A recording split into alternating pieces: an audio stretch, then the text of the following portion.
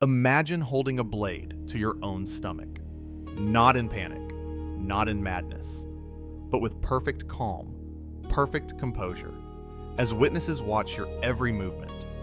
You are about to slice through your own abdomen, horizontally, then upward, feeling every nerve scream as you prove your honor one final time. This is not torture. This is not punishment. This is Tuesday. Welcome to the world of the samurai, where ritual suicide is considered a privilege, where 5-year-old children train with weapons until their hands bleed, where the wrong fold in your clothing can dishonor your entire bloodline, where poverty is quietly starving while maintaining the appearance of nobility, where peace itself becomes a crisis of identity. But here's the twist nobody tells you about samurai life. The warrior class that defined Japan for nearly 7 centuries spent most of their existence not fighting. The legendary swordsmen? Most were bureaucrats pushing papers, drowning in debt to merchants they officially despised. The fearless defenders of honor? Many never saw battle. The disciplined masters of combat?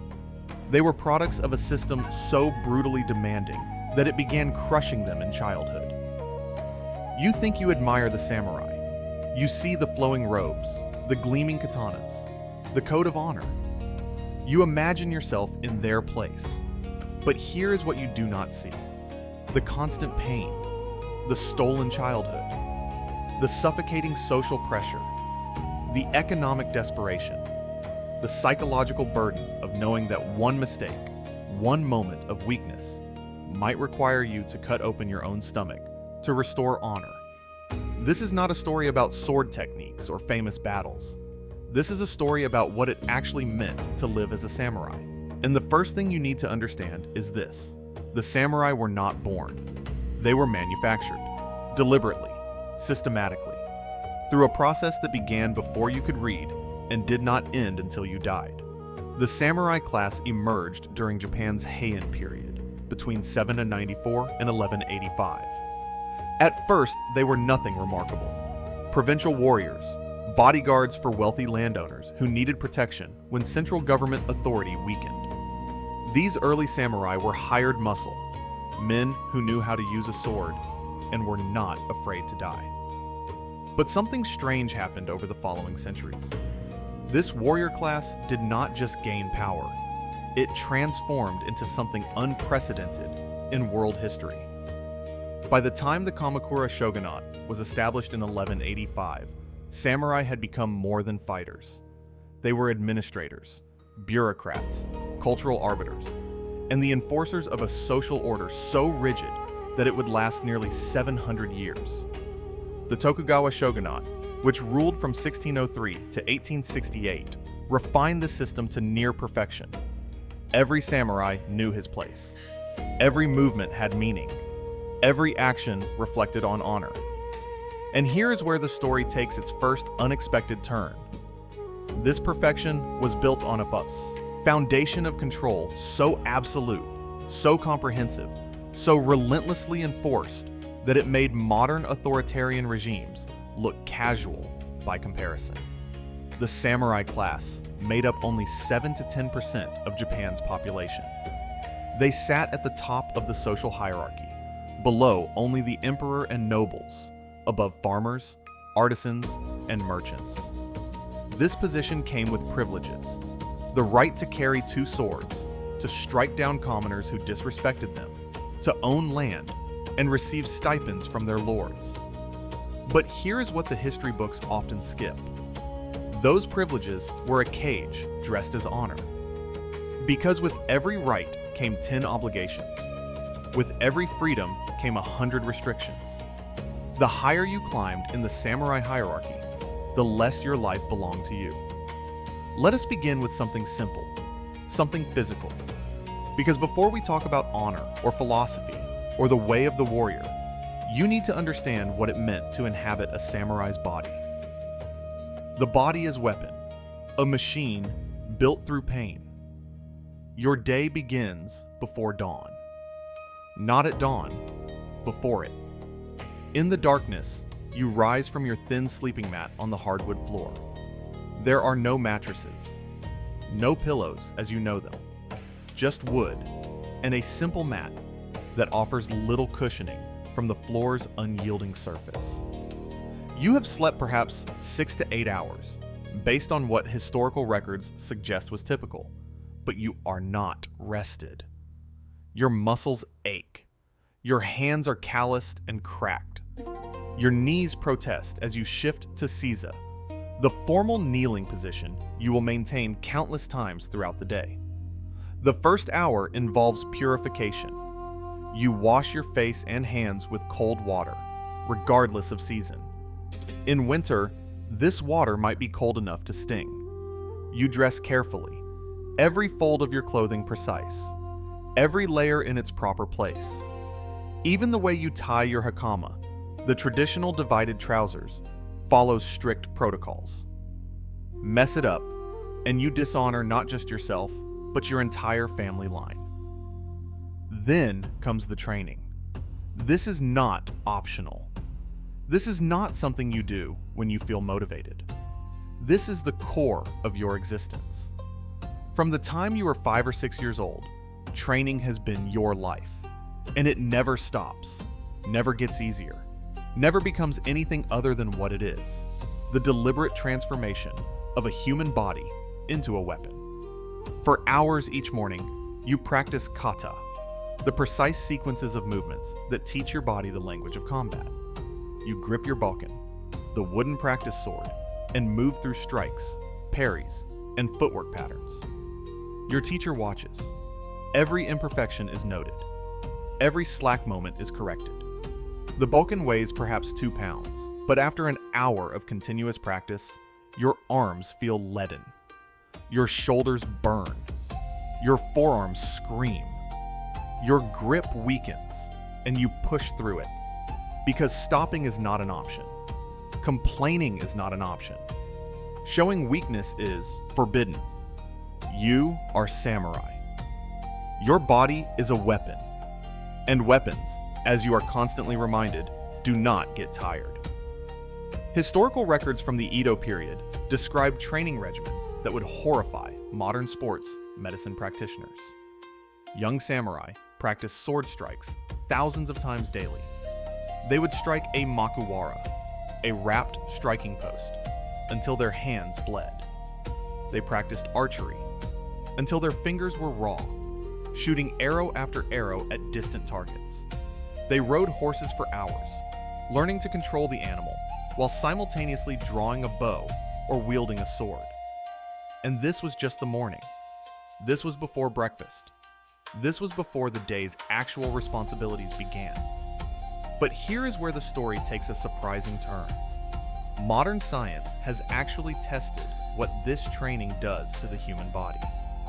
In a 2005 study published in the academic journal Monumenta Nipponica, researchers examined traditional samurai postures and movements.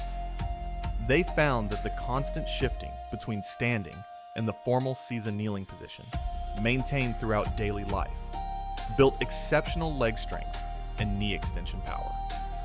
More recently, researchers at Tohoku University demonstrated that even short daily practice of these traditional samurai movements, just 5 minutes a day, increased knee extension strength by an average of 26% in 3 months. This suggests that centuries of this lifestyle created bodies that were fundamentally different from ours. Not superhuman, but adapted, optimized for a specific purpose through daily exposure to demands we can barely imagine. The trade-off, however, was brutal. Those same studies noted that modern practitioners attempting to replicate traditional routines reported severe muscle soreness, joint pain, and exhaustion. The samurai body was powerful, yes, but it was also in constant distress. Consider the simple act of sitting. We collapse into chairs. We slouch. We shift our weight. A samurai sat in seiza, kneeling with weight on shins and feet, spine perfectly straight, for hours at a time during meetings, meals, and ceremonies. Try it. Kneel down, tuck your feet beneath you, sit back on your heels. Keep your back straight. Do not move. Most people start feeling discomfort within 5 minutes. Numbness follows. Pain comes next. Samurai maintained this position through meetings that could last hours.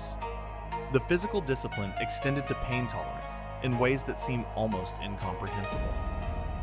Samurai were expected to show no reaction to injury. A cut finger, no wince. A training accident that drew blood, no cry of pain. This was not because they felt less pain than we do. Human nervous systems do not work that way. It was because showing pain was considered a fundamental failure of character, a weakness that reflected poorly, not just on you, but on everyone who trained you. Your hands tell the story most clearly. A samurai's hands, based on historical accounts, and the examination of period artwork were maps of constant training. Calluses thickened the palms and fingers from gripping sword handles and bowstrings. Scars marked the inevitable cuts and strikes from weapons training. The skin was tough, weathered, and marked by a lifetime of deliberately inflicted hardship. The diet supported this physical demand, but barely. Samurai ate primarily rice, miso soup, pickled vegetables, and occasional fish. Meat was rare, considered unclean by Buddhist standards that influenced Japanese society. The calories were sufficient for sustaining life and moderate activity, but modern nutrition science would consider this diet marginal for the physical demands these men faced daily. Muscle recovery science tells us that intense physical training requires rest, proper nutrition, and time for tissues to repair. Samurai had minimal rest and basic nutrition. How did they function? The answer appears to be adaptation through sheer volume of conditioning. Their bodies became incredibly efficient at handling damage and stress. But this efficiency came at a cost we can infer from historical accounts of samurai in their later years. Chronic pain, early joint degradation, and a physical existence that appears to have been fundamentally uncomfortable. When morning training finally ended, you were soaked in sweat, your muscles trembling, your breathing heavy. And then you ate a simple breakfast, quickly and in silence, before moving on to your other duties. Because the physical training, the pain, the exhaustion, that was just preparation. The real work of being a samurai still lay ahead. And here's the twist that makes this even more bewildering. You did not choose any of this. You could not opt out. You could not say, "This is too hard," or "I want a different life." Because if you were born into a samurai family, this fate was sealed before you could walk. The theft of childhood. Let us step back, because you do not become a samurai at 18 or 21. You do not choose this path as an adult, fully aware of what you are getting into. If you are born into a samurai family, your fate is sealed before you can walk. Your training begins around age 5 or 6. Not training in the sense of playing with wooden swords or learning to tie your shoelaces. Real training, painful training. Training that asks a child to become a soldier before that child has developed the emotional capacity to understand what that means. Imagine being 5 years old.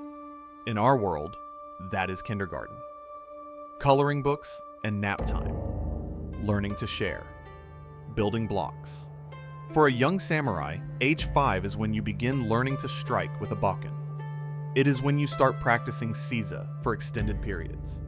It is when the concept of duty is drilled into you with an intensity that borders on indoctrination. A samurai child's day was structured around learning. You studied calligraphy, because a warrior must be cultured. You studied Confucian, philosophy, because a warrior must understand moral principles.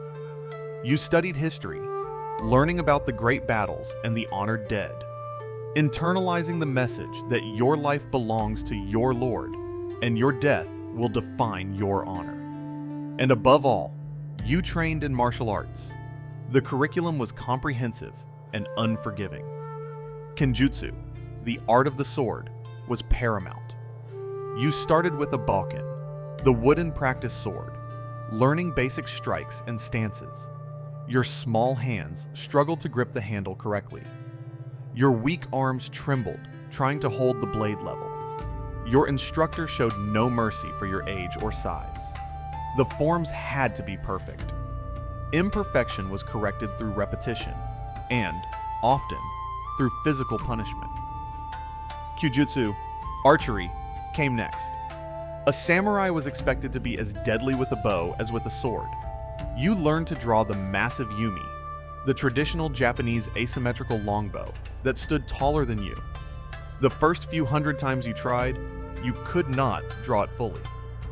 Your muscles were not developed enough, but you tried anyway, building strength through failure. Your fingers blistering from the bowstring, your arms aching from the effort.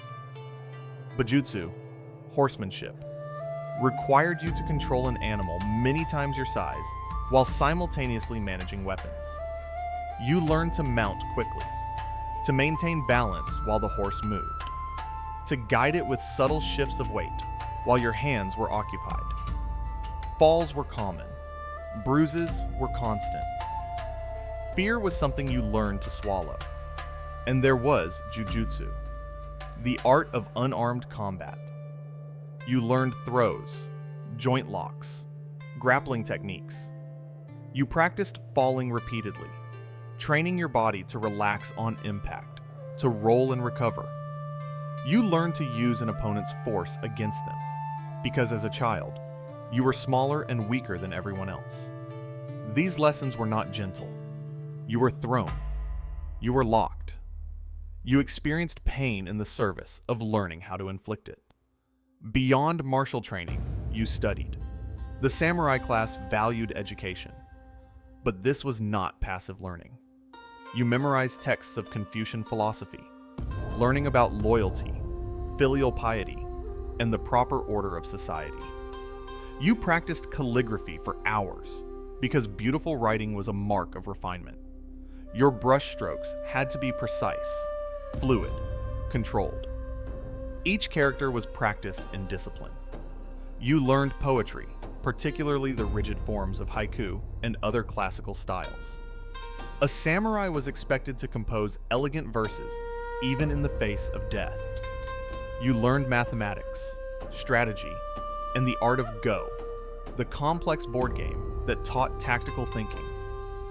Every subject had a purpose, to shape you into the ideal warrior scholar that the samurai code demanded. Discipline was maintained through strict hierarchy and often through corporal punishment. A teacher could strike a student for errors. A parent could punish a child harshly for any breach of protocol. The line between discipline and abuse, by modern standards, did not exist. Everything was justified in the service of creating a proper samurai. You had no friends in the way we understand friendship. Your relationships with other young samurai were defined by rank, by family status, by the complex web of feudal obligations. You could not simply play. Play had to be productive, channeled into training activities or formal games that taught strategy. Laughter was suspect. Joy was dangerous. These things made you soft, and softness was weakness. The psychological impact of this upbringing is difficult to overstate. You learned before you could fully reason that your life was not your own. Your body was a tool for your Lord's use. Your desires were irrelevant. Your fears were to be conquered and hidden. You internalized the idea that duty superseded everything: comfort, safety, even life itself. By the time you were 10 or 11, you had spent thousands of hours training. Your body was already adapting to the demands. Your mind was being shaped into the form it would hold for life. You were not a child anymore, not in any meaningful sense. You were an apprentice warrior, and the apprenticeship was brutal. At age 15, you underwent your coming-of-age ceremony, the genpuku. Your childhood name was replaced with an adult name.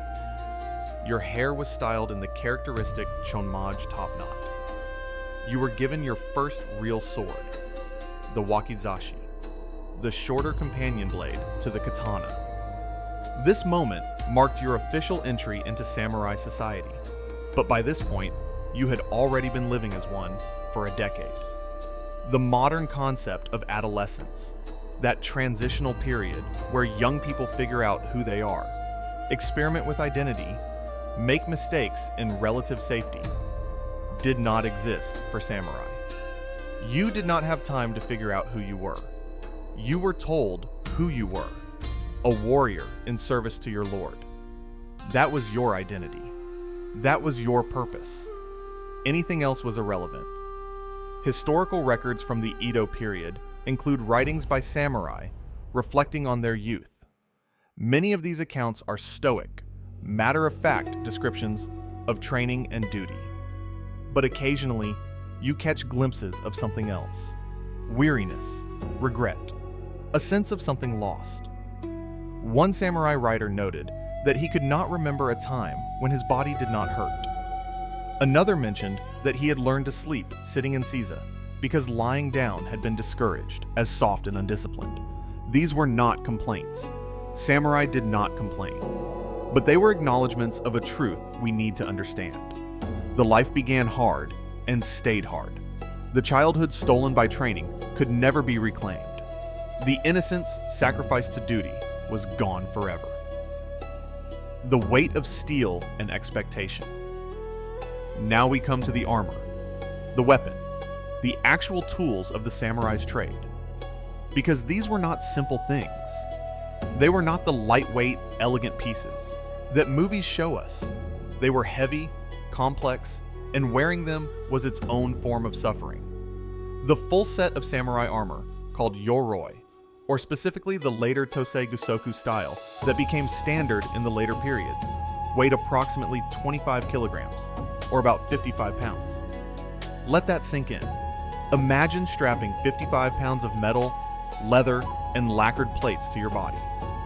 Now imagine wearing this for hours. Now imagine fighting in it. The armor was a marvel of engineering. Small metal and leather plates called kozan were laced together with silk or leather cords in a specific technique called odoshi. This created a flexible but protective covering that could stop arrows and deflect sword strikes. The design allowed for surprising mobility. The gaps in flexibility meant a samurai could move, run, and fight despite the weight. But flexibility is not the same as comfort. The armor distributed its weight across the shoulders and hips, which helped, but it was still 55 pounds pressing down constantly. Your shoulders bore most of the load. The cord lacing, while functional, could dig into your body during certain movements. The helmet, the kabuto, sat heavy on your head, its weight pulling at your neck muscles. Many kabuto featured elaborate decorative elements called maidate, which added both visual impact and additional weight. The iconic face mask, the menpo or hapuri, covered the lower face and throat. Some included fierce, demonic features designed to intimidate enemies. But underneath the intimidation factor was suffocation. The mask restricted airflow. In summer heat, breathing through it became a struggle. Your breath condensed inside it. Sweat pooled where metal met skin. And speaking of heat, imagine wearing this armor in summer. Japan's summers are hot and humid. Now wrap yourself in 55 pounds of metal and lacquered plates. Feel the weight on your shoulders. Feel the heat building under the layers. Feel the sweat running down your back, your face, your legs. Feel it pooling in places where the armor touches skin, causing chafing and eventually sores. In winter, the opposite problem arose. Metal conducts cold. The armor became frigid, leaching heat from your body. The cord lacing provided minimal insulation. You wore layers underneath, but these added bulk and restricted movement further. Your hands, gripping cold metal weapons, went numb. Your feet in traditional sandals or split-toed boots that offered little protection from the cold felt every icy blast. Training in armor was mandatory. You had to be able to move in it, fight in it, function in it. This meant hours of practice wearing the full set. Running in armor, climbing in armor, rolling, rising, striking, parrying, all in armor. Your body adapted, growing stronger to handle the load. but the adaptation took years and came at a cost to your joints and spine. Then there was the katana, the famed sword of the samurai, celebrated in art and film, romanticized as the finest blade ever forged. And yes, the katana was a remarkable weapon. Japanese swordsmiths developed sophisticated techniques, folding steel repeatedly to remove impurities, creating a hard edge and flexible spine through differential heat treatment, achieving blades that could cut and flex without breaking. A typical katana weighed between 1.1 and 1.3 kilograms, or about 2.5 to 3 pounds. This does not sound like much. Hold a 3-pound weight in your hand. Now hold it extended in front of you. Hold it at shoulder height. Feel how quickly your arm tires. Now imagine holding it in various guard positions for extended periods. Imagine cutting with it hundreds of times in practice. Imagine the constant subtle strain on your wrist, forearm, and shoulder. The katana was curved, which optimized it for drawing cuts. The technique of drawing the blade from its scabbard and immediately cutting in one smooth motion, called iai-jutsu, was a core samurai skill. This required the sword to be sharp enough to cut flesh and light enough to draw quickly, but robust enough to withstand the shock of striking armor or bone. But here is what the movies do not show. The katana was not a magical weapon that cut through anything effortlessly. It could not slice through armor like butter. A well-made suit of samurai armor could stop or deflect a katana blow. The strategy in armored combat was often to grapple, find gaps in the armor, and then use a tanto, a short dagger, to stab through those weak points.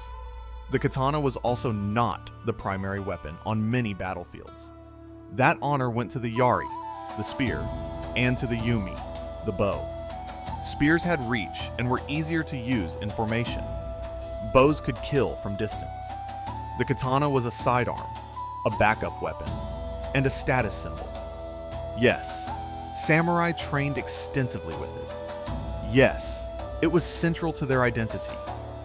But in actual warfare, especially during the earlier periods of constant conflict, other weapons often proved more practical.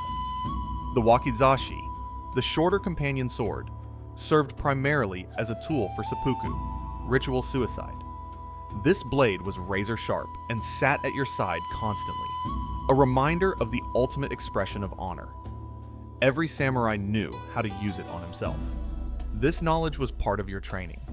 You learned the proper way to cut your abdomen, the angle and depth, the technique for maximizing pain while ensuring death. This was not morbid curiosity. This was practical knowledge that you might need to use. Maintaining these weapons was a constant responsibility. Blades had to be cleaned and oiled after every use to prevent rust. The scabbards had to be cared for. The wrapping on the handle, called the tsuka ito, had to be kept tight and secure. Your swords were not just tools. They were extensions of your soul, according to the philosophy. Treating them poorly was both dishonorable and dangerous. Battle was not glorious. We need to talk about actual combat, because this is where the rubber meets the road, where all the training and armor and weapons get tested in the chaos of real violence. Samurai warfare was not the elegant duel you see in films. It was not two warriors facing each other, exchanging philosophical statements before engaging in a perfectly choreographed sword fight. Real combat was loud, chaotic, terrifying, and brutal. In the early periods, when warfare was common, battles were massive affairs involving thousands of warriors. Samurai fought primarily from horseback, using the yumi to rain arrows down on enemy formations before engaging in close combat. The bow was considered the weapon of a true warrior, and archery skill was highly prized. A yumi was asymmetrical, with the grip positioned about 1/3 from the bottom, and stood roughly 2 meters tall. Drawing it required significant strength. The arrows were long, heavy, and capable of piercing armor at close range. A skilled archer could loose 10 to 15 arrows per minute, each one potentially fatal. Historical accounts describe the sound of thousands of arrows in flight as like a storm, a rushing wind of death. When cavalry charged, the sound was overwhelming. Hooves thundering, warriors shouting, war cries designed to intimidate and boost courage. Metal clashing against metal, men screaming. This was not a controlled environment. This was controlled chaos at best, outright pandemonium at worst. Close combat was where things became truly horrific. Your katana might cut down an unarmored opponent with relative ease, but an armored warrior was a different story. You aimed for weak points: the armpit, the throat, the backs of the knees, the face if the mask had shifted. You used your wakizashi or tanto to thrust into these gaps. You grappled, trying to bring your opponent down where you could finish him. Fighting in armor was exhausting. Modern reenactors who engage in full contact armored combat report that they are completely spent after just a few minutes. Imagine fighting for hours. Imagine the battle extending from sunrise to sunset. Imagine the heat, the weight, the constant alertness required to avoid the spear thrust, the arrow, the sword slash, coming from any direction. Injuries were common and catastrophic. An arrow could pierce through armor at close range, lodging in flesh or bone. The wound itself was bad enough, but the real killer was infection. Medieval Japanese medicine, while sophisticated by contemporary standards, had no antibiotics, no understanding of germ theory, no way to sterilize wounds effectively. Battlefield medicine involved specialized physicians called kinsoi, who were trained in treating incised wounds and arrow injuries. According to records from the Muromachi period, treatment included internal medicines like ginseng and peony roots to promote healing, and bleeding was stopped by sprinkling powdered resins onto wounds. Painkillers were primitive, ointments of rosewood or bulrush applied directly to wounds. Some accounts even mention using urine as a disinfectant, which actually had some antibacterial properties due to its ammonia content, though this was understood intuitively rather than scientifically. The survival rate for severe wounds was low. A deep cut to a limb could mean amputation, which in turn often meant death from shock or infection. A piercing wound to the torso that damaged organs was usually fatal, though death might take days. A head wound, even if not immediately fatal, often led to complications that killed the victim weeks later. Archaeological evidence from battle sites, particularly from the 1333 siege of Kamakura, reveals the gruesome reality of samurai combat. Researchers examining skeletal remains found evidence of sword wounds, arrow impacts, and what appeared to be ritualized death blows delivered to finish off wounded enemies. Some skeletons showed signs of decapitation, a common practice since victorious warriors could claim rewards by presenting enemy heads to their commanders. The head-taking custom was particularly grim. In order to receive recognition and rewards for valor in battle, you had to prove your kills. This meant collecting enemy heads. Not metaphorically, literally. Samurai would decapitate fallen enemies, sometimes even pausing mid-battle to secure their trophies. These heads were then cleaned, prepared, and presented for inspection. The better the quality of the enemy, the greater the reward. Killing an important enemy, samurai could earn you land, increase stipend, or elevated status. This practice was not considered barbaric by the standards of the time. It was simply the accounting system of war. But imagine being in that position. Imagine having to do this to receive proper compensation for risking your life. Imagine the mental compartmentalization required to see human heads as currency. The psychological toll of combat is something we understand better now than historical societies did. Post-traumatic stress, the nightmares, the emotional numbing, the hypervigilance that persists long after danger has passed. These are recognized mental health conditions today. In samurai society, they were weaknesses to be suppressed. You did not talk about the nightmares.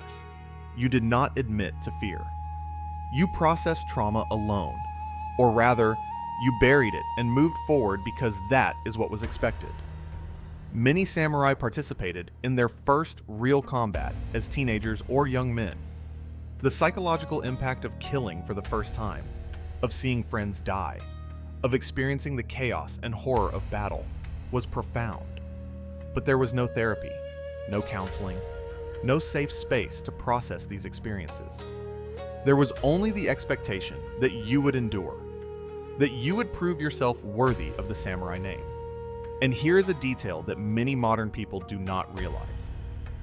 After the mid-1600s, with the establishment of the Tokugawa shogunate and the long Edo period of peace, most samurai never experienced battle at all. The extensive training, the constant preparation, the weapon skills maintained to perfection, all of it was hypothetical. Generations of samurai trained for war that never came, maintained readiness for conflict that never materialized. This created its own psychological burden. You spent your entire life preparing for combat, but you never got to test yourself. You never knew if all the training was worth it. You never faced that moment of truth. In some ways, this might seem like a blessing. No risk of death in battle, no trauma from combat. But for warriors whose entire identity centered on readiness for war, the absence of war could feel like a void, a purpose unfulfilled. The tyranny of routine. Let us examine a day in the life of a samurai during the Edo period, when most samurai had become, in effect, bureaucrats and administrators rather than active warriors. Because understanding the daily routine reveals just how controlled and constrained samurai existence was.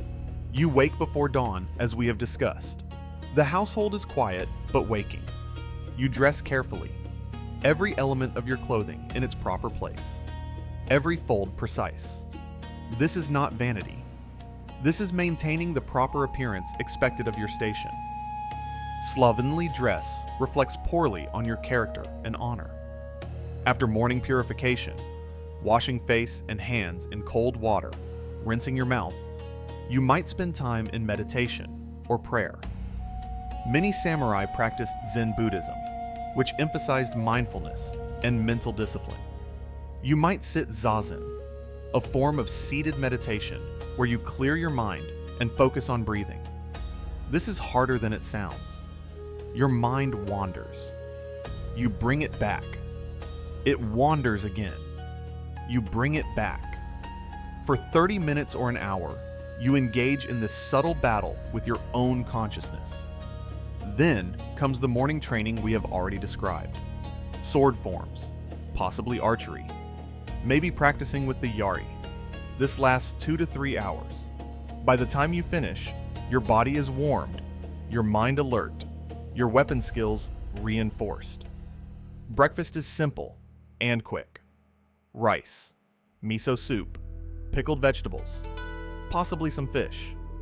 You eat in the proper manner, with proper posture, proper utensil use. There is minimal conversation. Eating is functional, fuel for the body, not a social event. After breakfast, you attend to your duties. In the Edo period, these duties were often administrative. You might serve in your daimyo's bureaucracy, managing land records, tax collection, or other governmental functions. You might serve as a teacher, instructing younger samurai in martial or scholarly arts. You might work as an overseer, managing the common laborers who worked your lord's lands. These administrative duties sound mundane, and in many ways they were.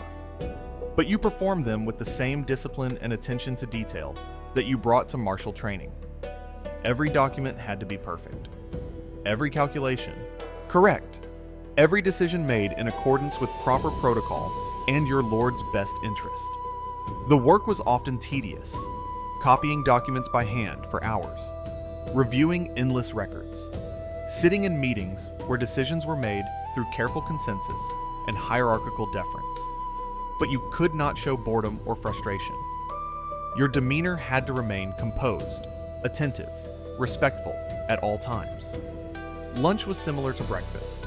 Simple, quick, functional. Then more work in the afternoon. This might include training again, or more administrative duties, or attendance at various ceremonies and social obligations that were part of maintaining your position in the complex web of samurai society. Evening brought its own set of responsibilities. You might practice calligraphy, refining your brush technique. You might read, though choice of reading material was often constrained by what was considered appropriate and edifying. You might engage in formal tea ceremony, a ritualized practice that could take hours and required absolute attention to every minute detail of preparation and service. Dinner was the largest meal of the day, but still relatively simple. Rice, vegetables, soup, fish, if you were fortunate. The meal was taken with formal manners, proper posture maintained even while eating. Afterward, you might have some brief leisure time, but this was often filled with more practice, more study, more refinement of skills. Before sleep, you prepared for the next day. You cleaned and inspected your swords.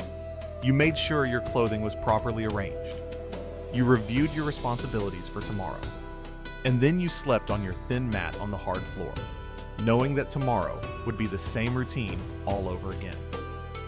This daily structure was largely the same year-round, with slight variations for seasonal festivals or special events.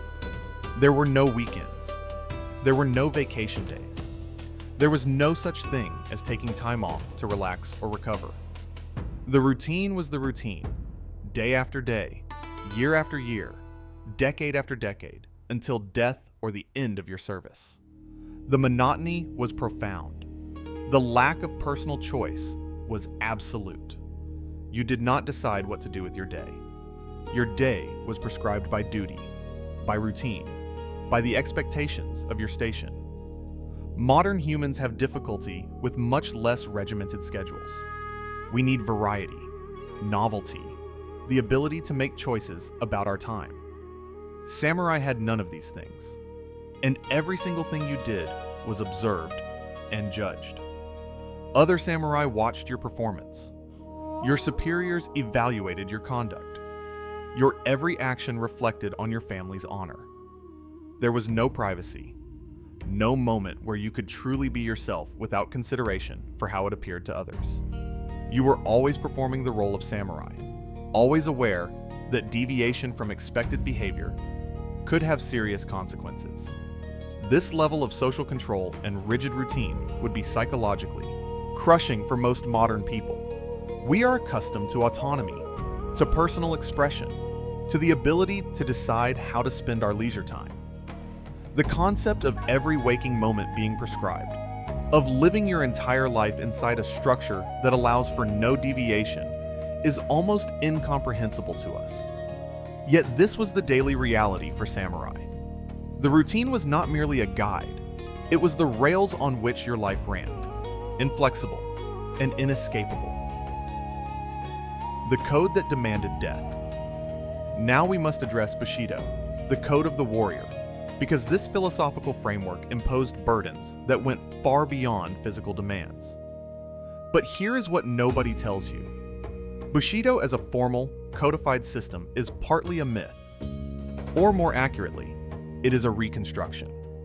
The word bushido itself, according to historical scholarship, is rarely attested in pre-modern literature.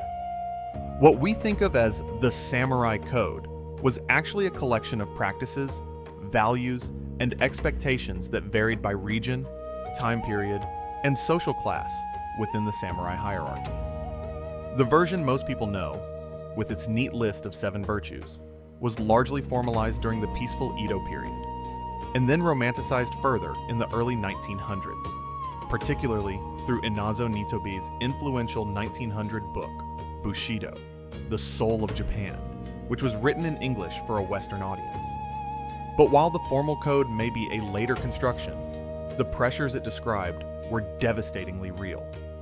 Whether samurai called it Bushido or simply the way things are done, they lived under expectations that would crush most modern people. The core virtues are typically listed as righteousness, G, courage, U, benevolence, Jin, respect, Rei, honesty, Makoto, honor, Meiyo, and loyalty, Chugi. These sound noble. They are noble. But let us examine what each actually meant in practice, because the reality was far more demanding than the simple definitions suggest. Righteousness meant acting in accordance with what was morally correct, deciding quickly between right and wrong. But here's the catch. Righteousness was defined by feudal society's values. What we might see as injustice, the brutal suppression of peasant uprisings, for instance, was righteousness if it served your lord's interests. You did not get to choose your own moral framework.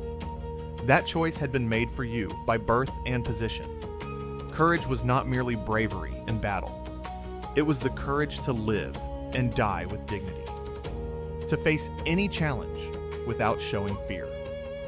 A samurai was expected to embrace death so completely that historical texts like Yamamoto Tsunetomo's Hagakure, written in the early 1700s, declared, "The way of the samurai is found in death." This was not metaphor. This was the daily meditation. Imagine your death. Accept it. Make peace with it.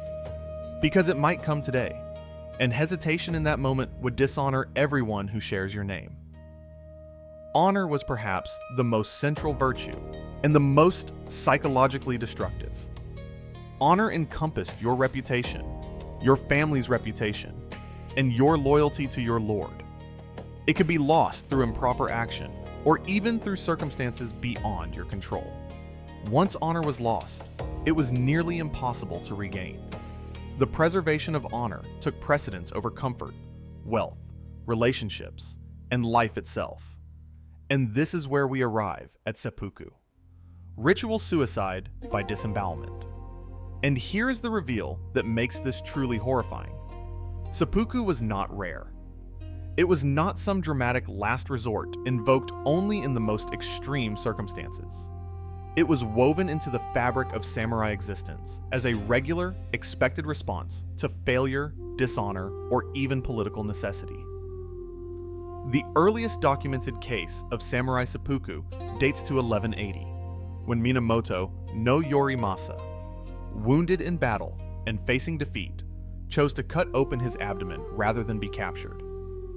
Over the following centuries, seppuku evolved from a desperate battlefield act into a formalized ritual with specific protocols.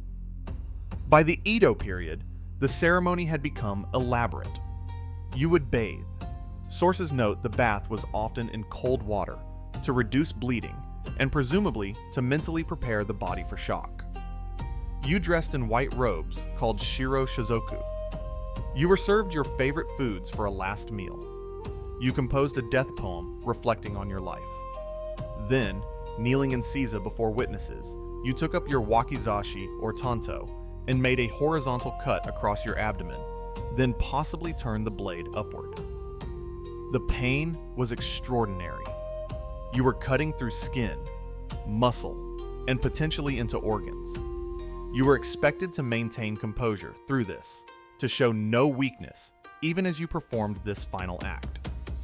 A trusted second, called a kaishakunin, usually a friend or relative skilled with the sword, stood behind you.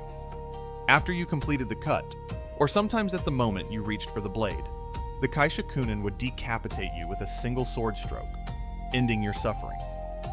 This was considered an honor, not a punishment, an honor, because being allowed to die by seppuku meant you were being treated as samurai, with all the dignity that status conferred. Common criminals were simply executed.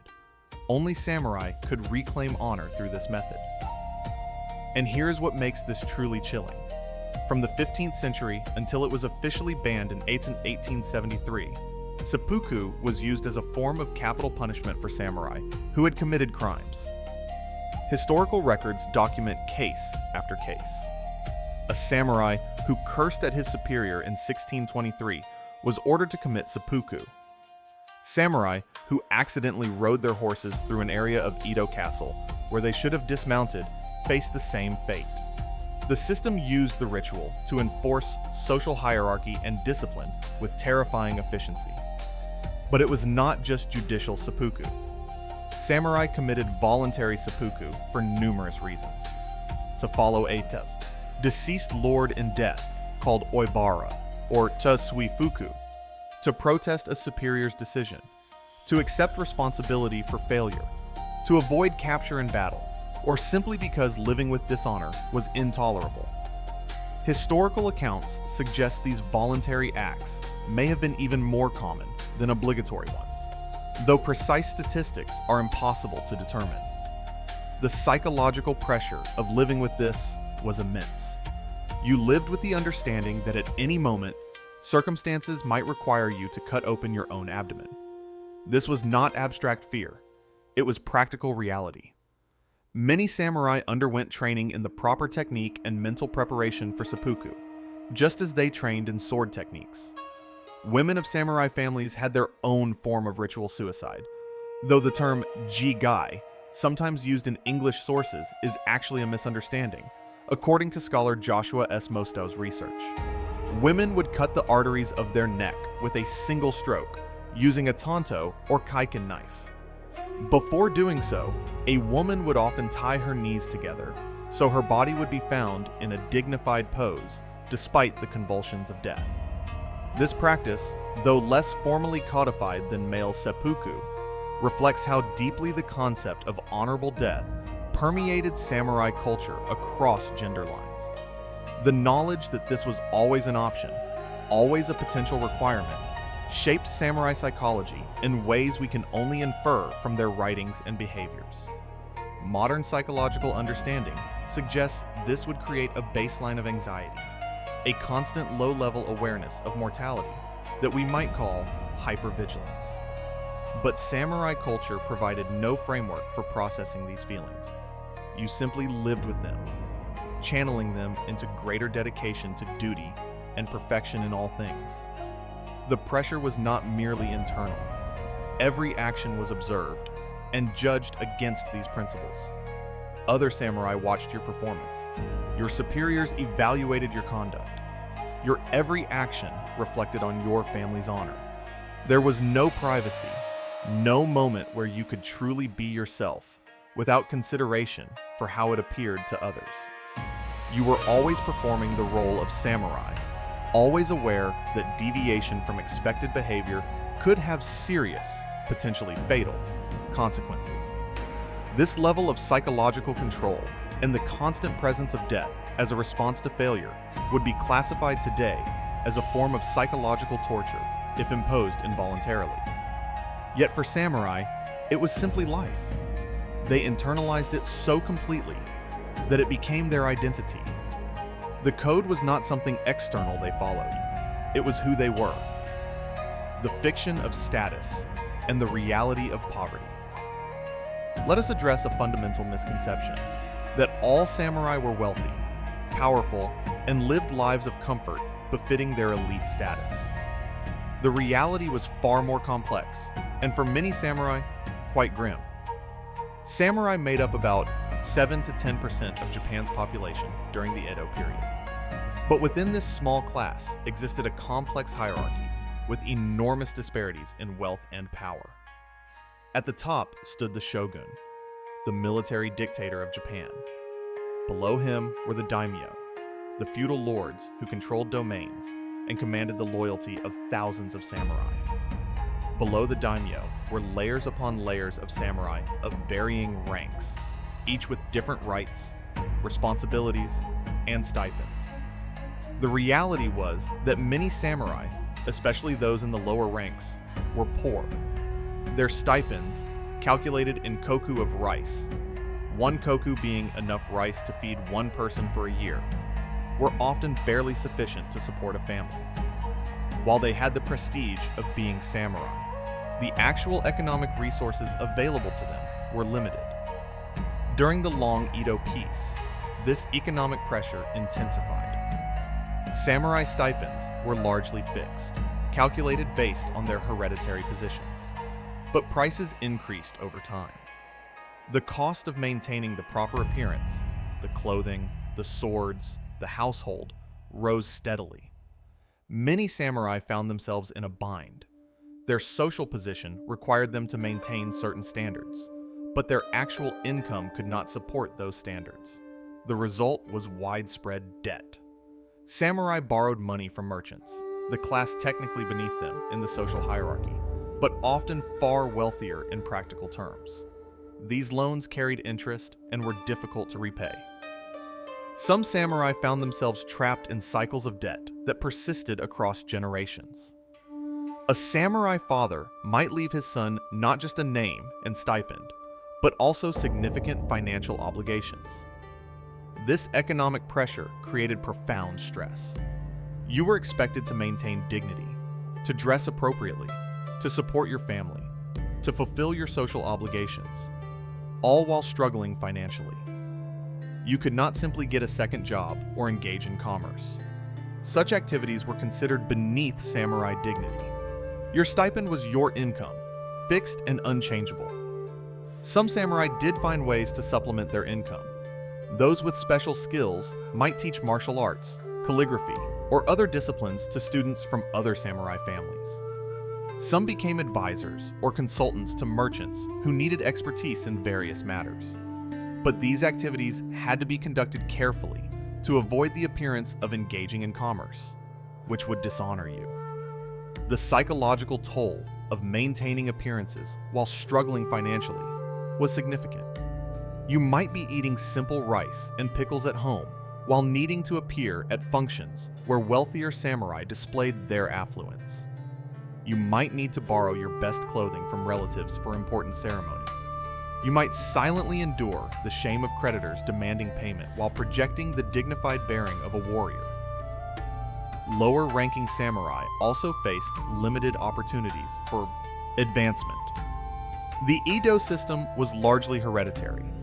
You inherited your father's position and stipend. Exceptional service might earn you a small increase or special recognition, but dramatic rises in status were rare. Most samurai knew that their social and economic position was essentially fixed from birth to death. This created a sense of trapped stagnation, particularly for talented individuals in lower-ranking positions.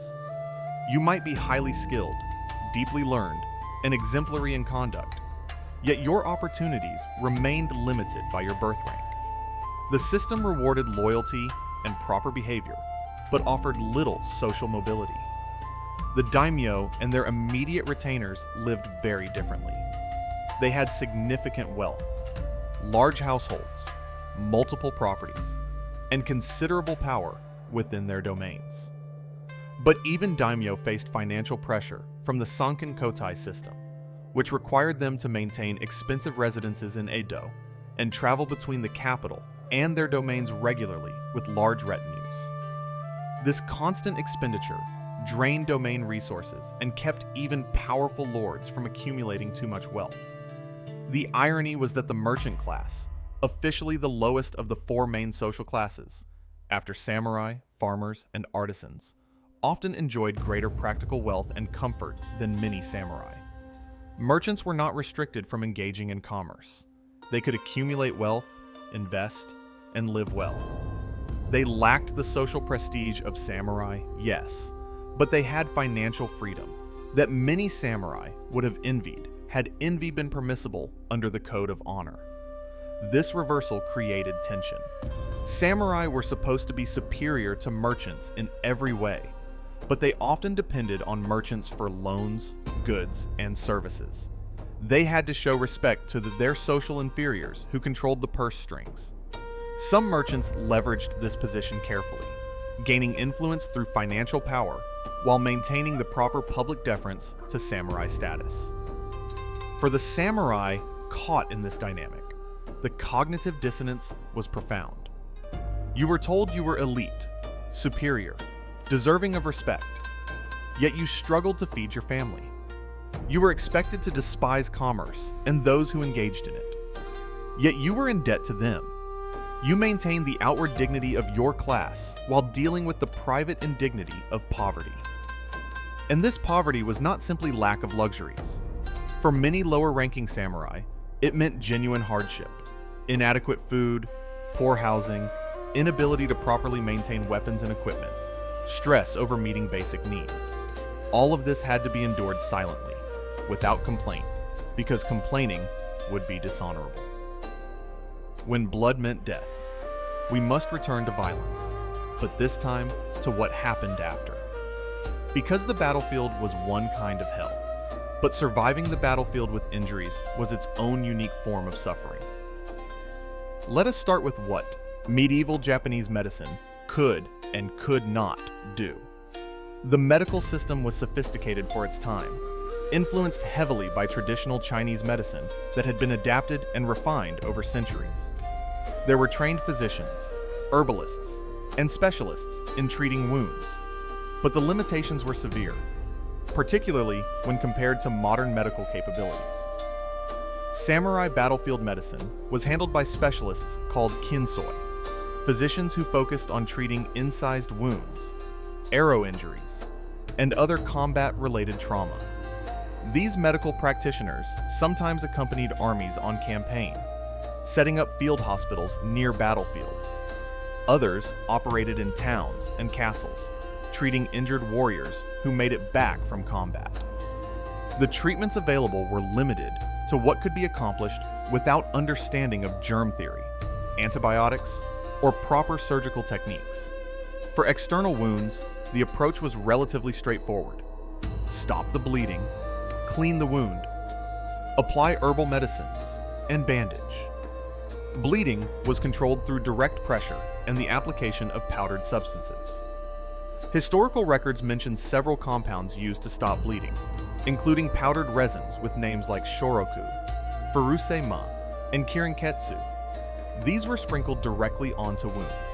Some were probably effective due to their astringent properties, though others may have been less useful or even harmful. Pain management was primitive. Ointments made from rosewood or bulrush could be applied to wounds to provide some relief, but their actual analgesic effects were probably limited. There was no general anesthesia, no morphine, no effective pain medication, beyond perhaps alcohol or very mild herbal preparations. You endured pain with the stoic acceptance expected of samurai, or you suffered in silence. Internal medicines were administered to promote healing. Ginseng, a root prized in traditional Chinese medicine, was believed to boost vitality and aid recovery. Ligusticum wallacei, an herb used to improve circulation, was prescribed for various conditions.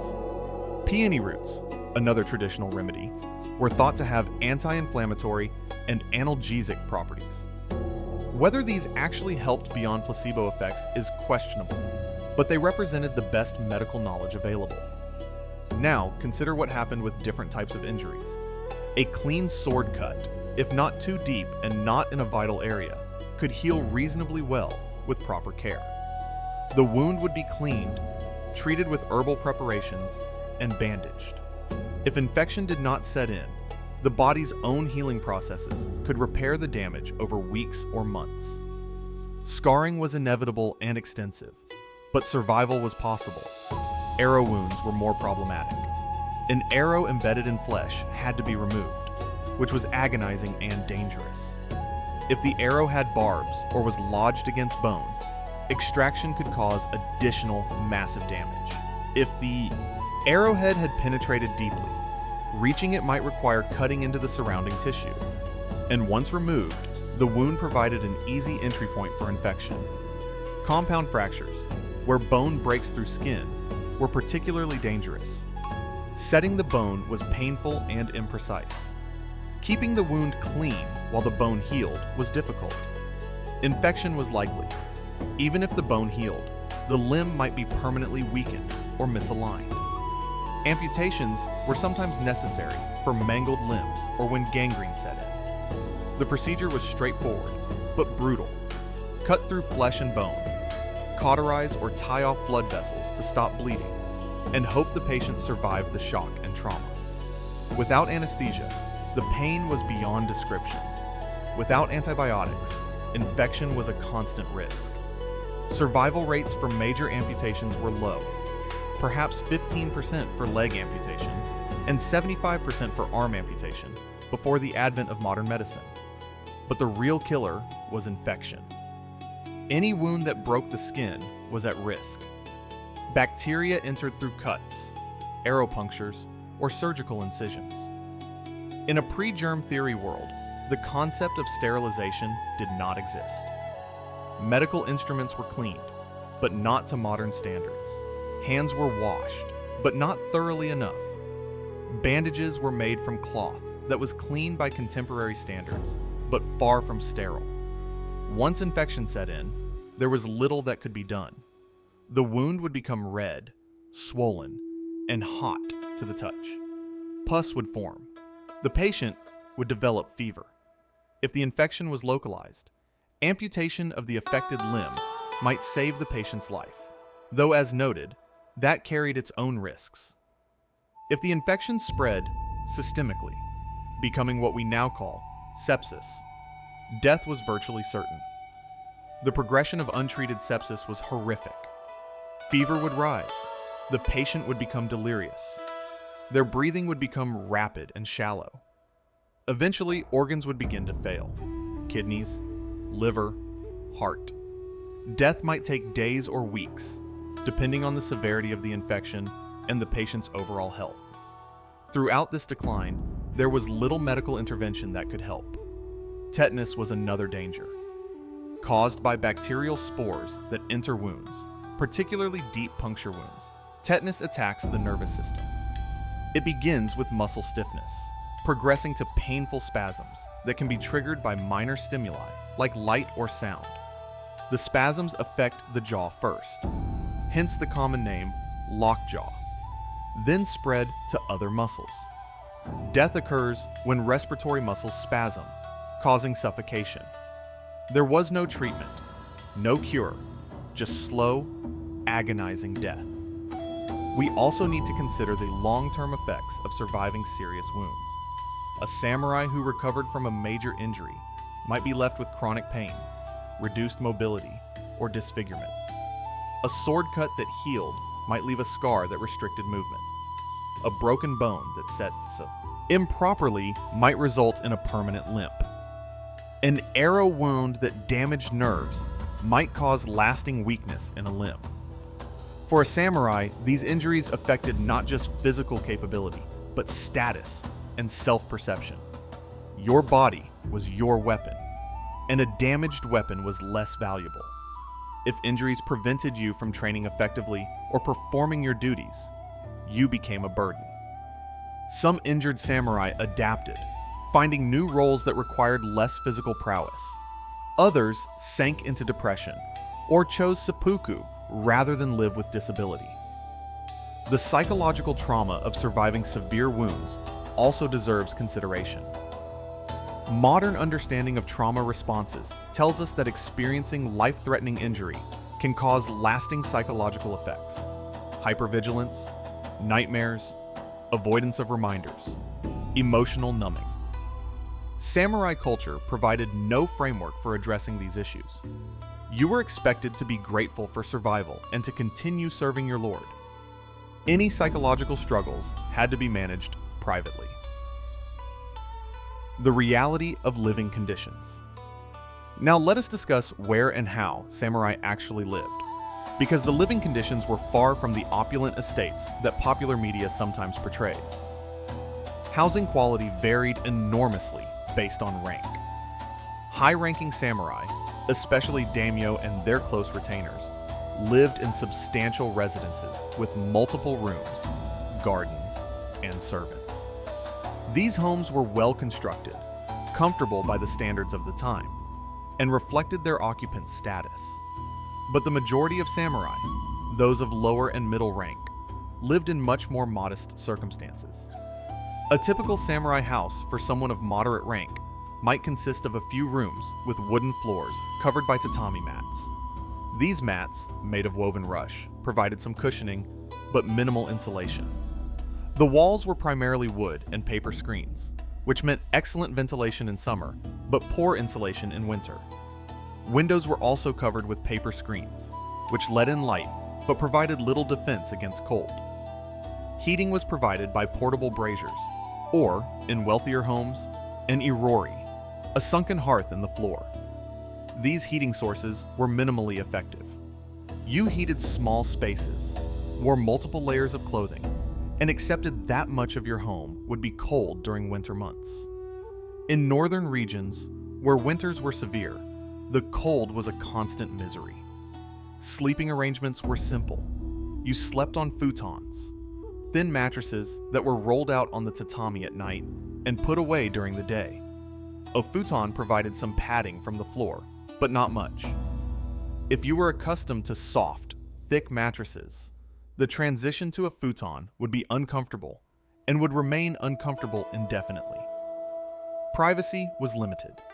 In many samurai households, multiple family members shared living spaces. Rooms were separated by sliding paper screens that blocked sight but not sound. The concept of private personal space, of a room that was yours alone where you could close a solid door, was largely absent. You were always potentially audible and rarely truly alone. Sanitation, by medieval standards, was relatively good in Japan. The Japanese had a cultural emphasis on cleanliness that surpassed many other medieval societies.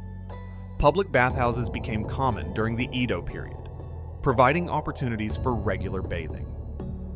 In a samurai household, there would be facilities for washing, though hot baths might be infrequent luxuries for lower-ranking samurai due to the fuel costs of heating water. Toilets were basic but functional. Samurai homes had squat toilets, essentially holes in the floor over collection chambers. These were surprisingly clean by medieval standards.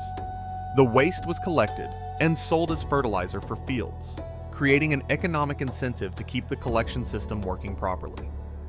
Multiple European visitors to Japan during the late Edo period commented favorably on Japanese toilets and cleanliness. However, toilet paper as we know it did not exist.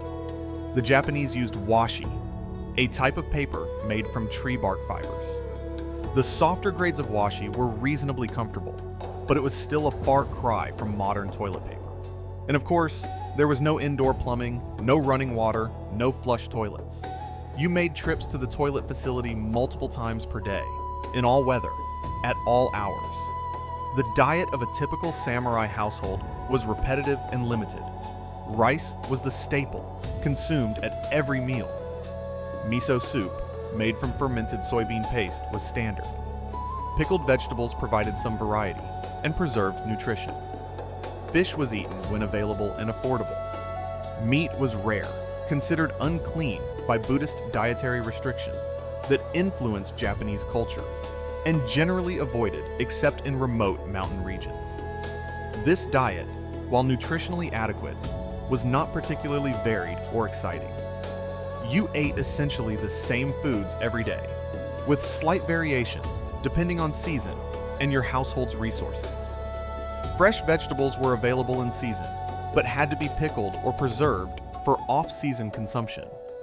Fruits were limited and seasonal. Meals were simple affairs. Food was eaten with chopsticks from small bowls.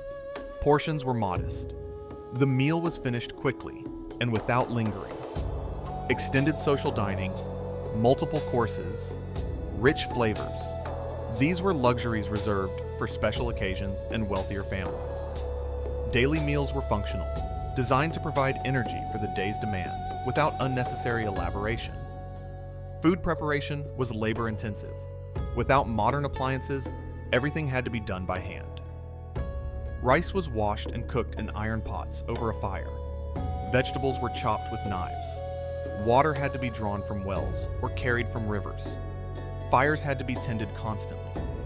For families without servants, which included many lower-ranking samurai, the women of the household bore the burden of this work while also maintaining the home and raising children. Storage was limited. Without refrigeration, Food had to be preserved through pickling, salting, drying, or fermentation. These preservation methods altered flavors and textures. Fresh food was consumed quickly before it spoiled. The concept of having a refrigerator stocked with a variety of ready-to-eat foods was unimaginable. Water quality varied. Wells could become contaminated.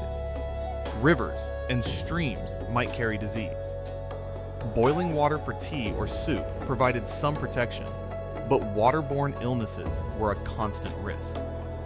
The connection between water quality and disease was not well understood, so avoiding contaminated water was more luck than planning. Lighting was minimal. Candles were expensive, so most samurai households relied on oil lamps or simply the natural light from paper-screened windows. Once the sun set, most activities ceased unless they were important enough to justify the expense of artificial light. You lived by the sun's schedule, rising with dawn and retiring shortly after sunset. This meant long winter nights with little to do. No television, no internet, no electric lights allowing productive work after dark. You might read by lamplight if you had the resources, but more often you simply went to bed early and rose early, conserving energy and avoiding the cold darkness. The noise environment was very different from modern life. No constant hum of electricity, no traffic, no mechanical sounds, but also no privacy from neighbors' sounds, no soundproofing, no escape from the crying babies, arguing couples, or other household noises that filtered through paper screens and wooden walls. The long peace and its paradox, when warriors had nothing to fight. The Edo period, lasting from 1603 to 1868, represents one of the strangest chapters in samurai history. It was an era of peace unprecedented in Japanese history for its duration and stability. Over 250 years without major warfare. Generations born, lived, and died without seeing battle. This should have been a golden age for the samurai. Instead, it created an existential crisis that threatened the very foundation of what it meant to be a warrior. Here's the twist that makes samurai history so fascinating. Peace nearly destroyed them. When Tokugawa Ieyasu established his shogunate after winning the decisive Battle of Sekigahara in 1600, he implemented policies designed to prevent future warfare with ruthless efficiency. The Sankin Kotai system required daimyo to spend alternate years in Edo, essentially holding their families hostage to ensure loyalty. Strict regulations controlled weapons, travel, and communication between domains. The shogunate suppressed any hint of rebellion with overwhelming force. It worked. The sword was sheathed, and it stayed sheathed.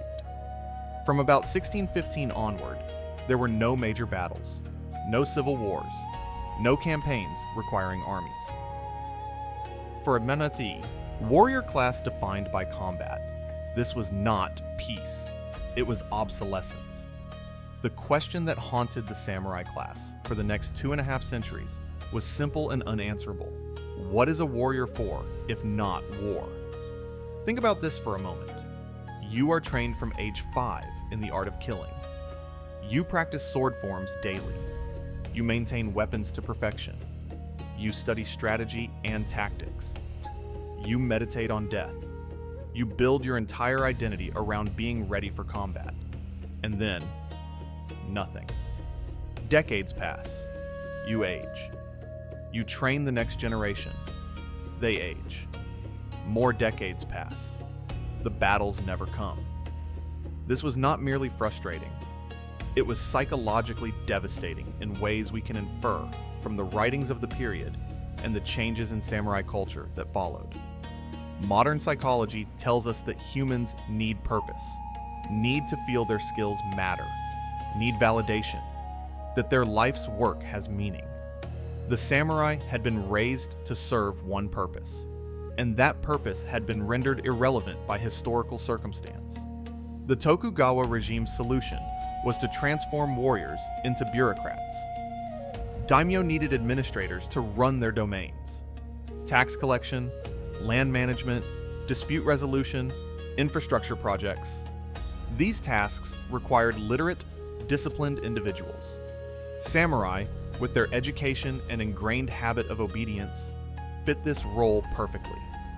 So the warrior became a clerk. The man trained to kill with sword and bow spent his days calculating rice yields, copying documents, sitting through interminable meetings where decisions were made through careful consensus and hierarchical deference.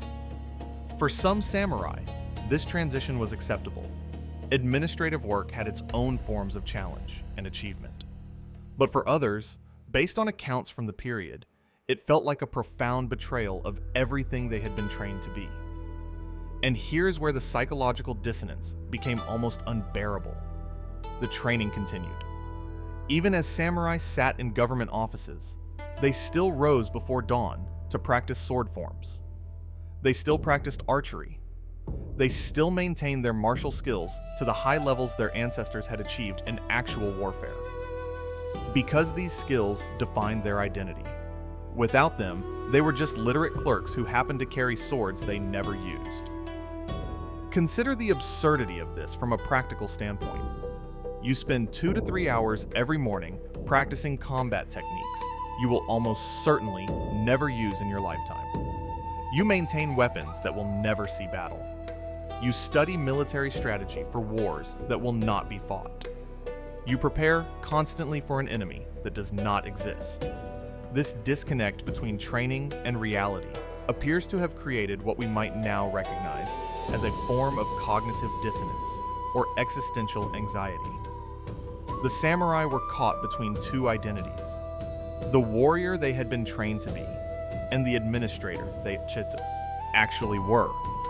Historical sources from the Edo period, including personal diaries and philosophical writings, suggest many samurai struggled with this duality, though of course they could not articulate it in modern psychological terms.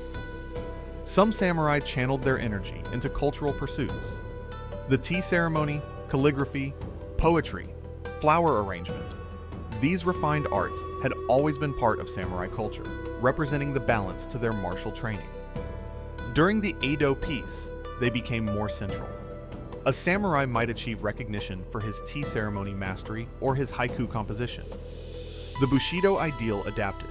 The perfect samurai was not just a warrior, but a warrior scholar artist, embodying both bu, shun's, martial, and bun, cultural, excellence.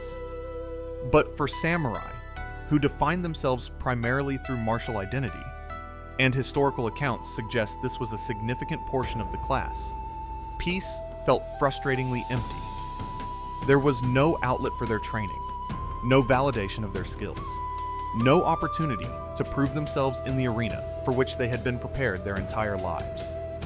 And then there was the money problem. The stipend system had been designed for an economy based on warfare and direct land control. In peacetime, with a growing monetary economy and rising prices, fixed rice stipends became increasingly inadequate. We know from financial records that many samurai families fell into debt to merchants during this period.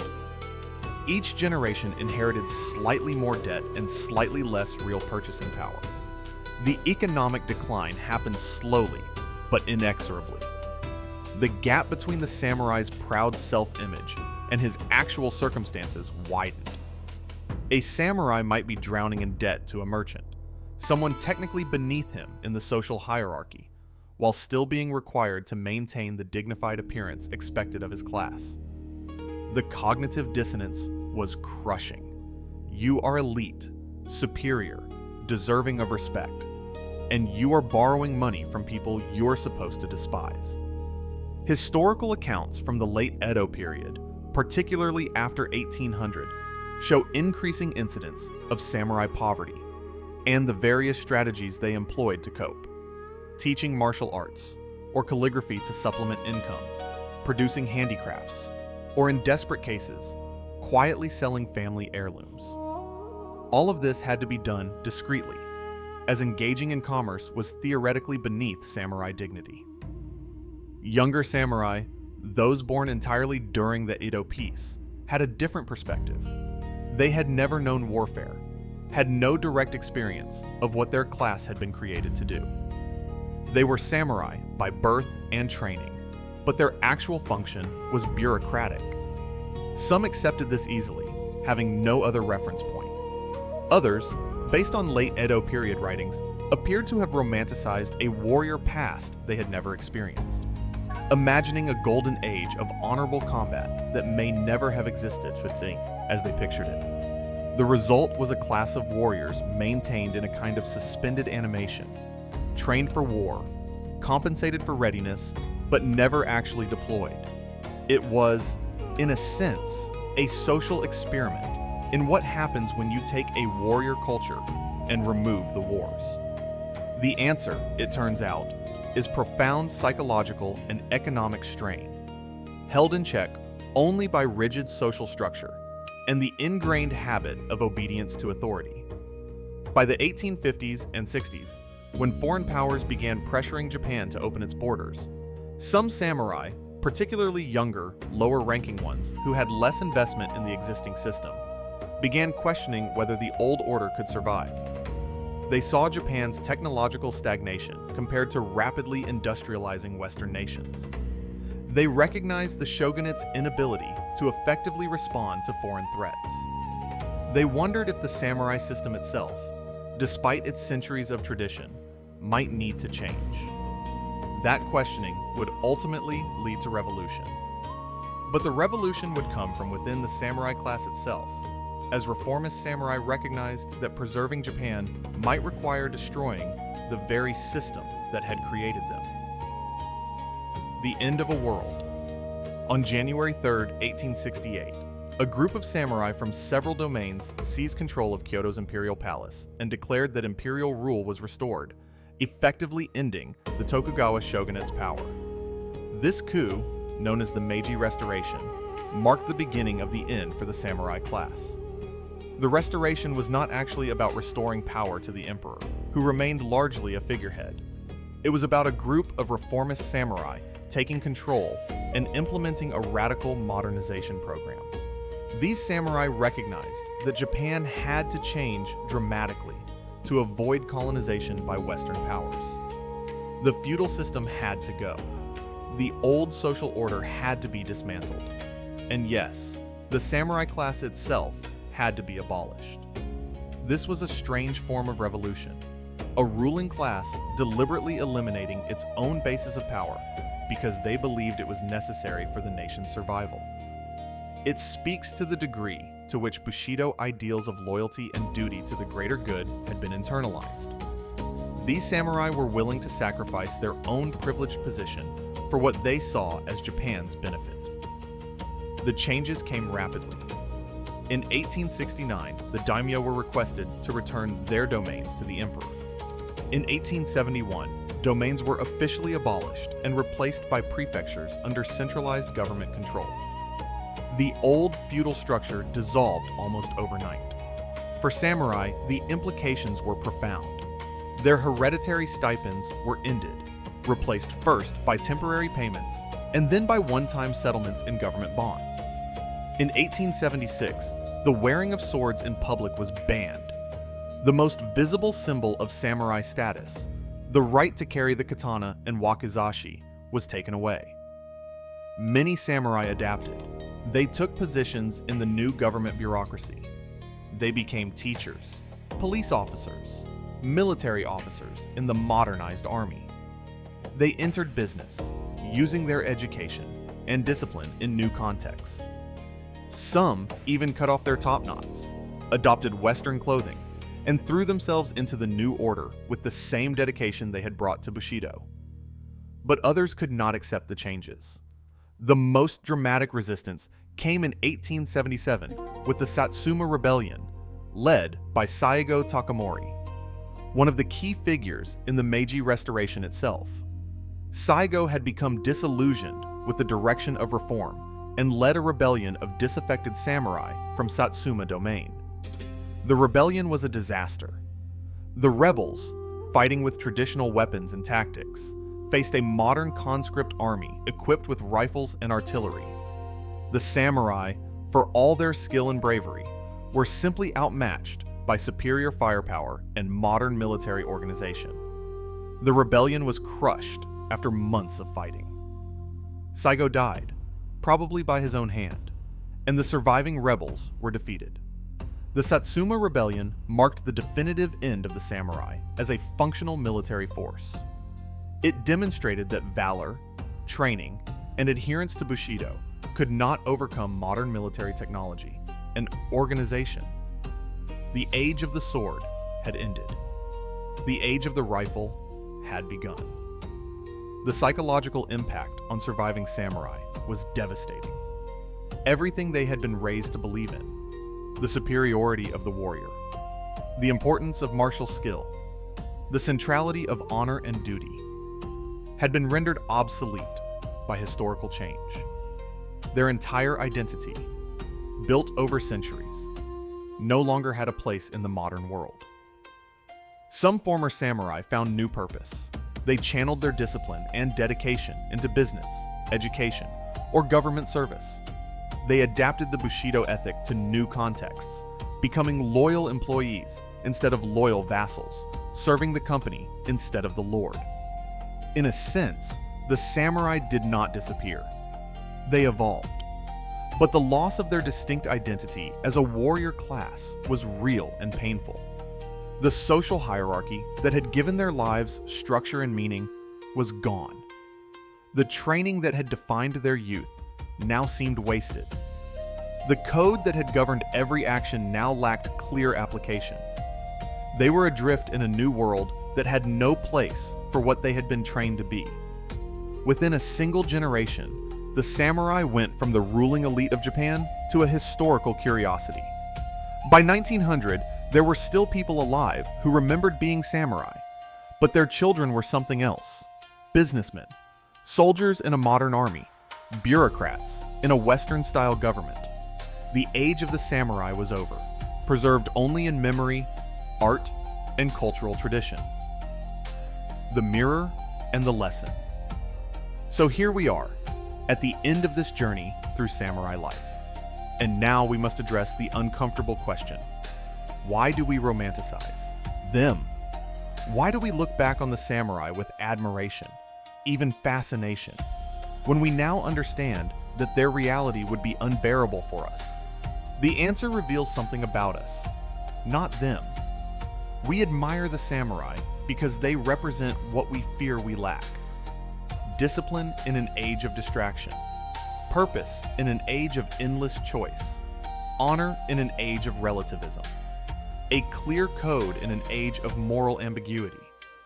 They knew who they were, what they were for, and they committed to that identity, absolutely.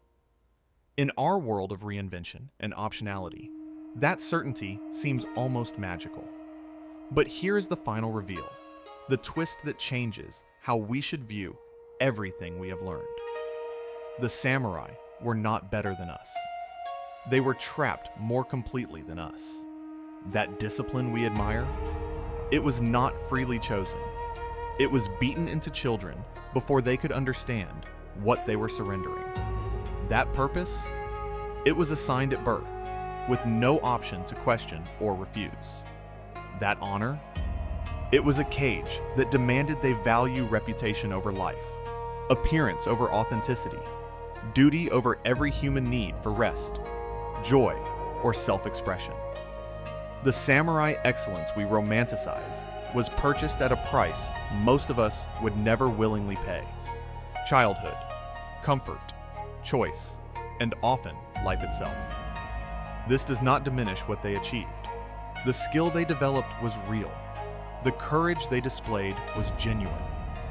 The cultural contributions they made in art, literature, philosophy, and governance were profound and lasting. Japanese culture today still reflects the influence of bushido values: dedication to craft, respect for tradition, group harmony, and disciplined excellence. But we must be careful not to sanitize the past. The samurai were products of a feudal system that was deeply unjust by modern standards. They enforced a rigid social hierarchy. They had the legal right to kill commoners who disrespected them. For all its noble elements, their code of honor also included absolute obedience to authority, the subordination of individual desires to duty, and the treatment of human life, including their own, as expendable in service to hierarchy and reputation. The discipline we admire came at the cost of freedom. The skill they possessed was built on suffering, both their own and that of the children forced into training before they could consent. The loyalty they practiced meant abandoning personal moral judgment in favor of obedience. The honor they maintained required them to commit suicide when they failed, or even when circumstances beyond their control brought shame. So what can we learn from the samurai without falling into romanticization? Perhaps this: excellence requires sacrifice. Mastery demands dedication. Living by a code, even when difficult, can provide structure and meaning. There is value in the warrior spirit, the courage to face challenges, the discipline to pursue goals despite difficulty, the willingness to stand for principles even at personal cost. But we can appreciate these values while recognizing we would not want to pay the price the samurai paid. We can admire their discipline while being grateful we are not bound by such rigid constraints. We can respect their dedication while being thankful we can choose our own purposes. We can learn from their code while understanding that absolute obedience to authority can lead to atrocity as easily as honor. The samurai's legacy lives on in ways both visible and subtle. Martial arts practiced worldwide carry forward their training methods. Japanese business culture reflects bushido values of loyalty, dedication, and group harmony. The aesthetic principles they valued, simplicity, elegance, awareness of impermanence, continue to influence art and design globally. Even the popular culture we consume, from films to anime to video games, draws constantly on samurai imagery and philosophy. But perhaps the most important lesson is simply this: different times created fundamentally different humans. The samurai were not better than us. They were not worse. They were shaped by their circumstances into something we can barely comprehend. They endured what we would find unendurable because they knew nothing else. They succeeded and failed and lived and died within a system that no longer exists. We look back on them through the distance of centuries, through the lens of our own needs and desires. We see what we want to see: noble warriors, elegant swordsmen, defenders of honor. But the reality was harder, more complex, more human, and ultimately more interesting than the myth. You would not last a day as a samurai. Neither would I. Neither would almost anyone alive today. And that is not a criticism of us or an elevation of them. It is simply an acknowledgement that we are products of our time, as they were of theirs. The distance between us is not one of superiority or inferiority. It is one of utterly different contexts, values, and lived experiences. The samurai are gone. The age that created them has passed. What remains is memory, art, and the lessons we choose to take from their story. We can appreciate the beauty they created while recognizing the suffering that undergirded it. We can admire their dedication while being grateful for our freedom.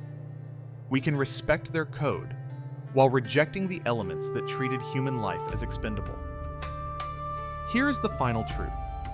The samurai lived in a cage of duty and honor. They made that cage beautiful. They filled it with art and philosophy and perfect sword forms. They convinced themselves the cage was not a prison, but a path to enlightenment. And perhaps for them, in their context, it was.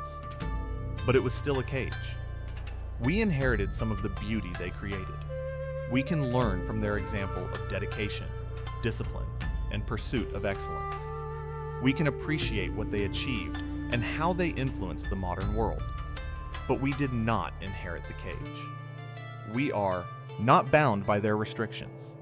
We can choose our own paths, set our own values, make our own mistakes, and live our own lives. That freedom, the freedom to be imperfect, to change our minds, to prioritize comfort over honor if we choose, to live without the constant shadow of death by ritual suicide, is perhaps the greatest gift of modernity.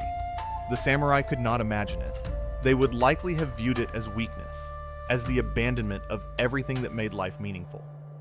But we know something they could not, that there are many paths to meaning, many definitions of honor, many ways to live a life of value. The samurai way was one path.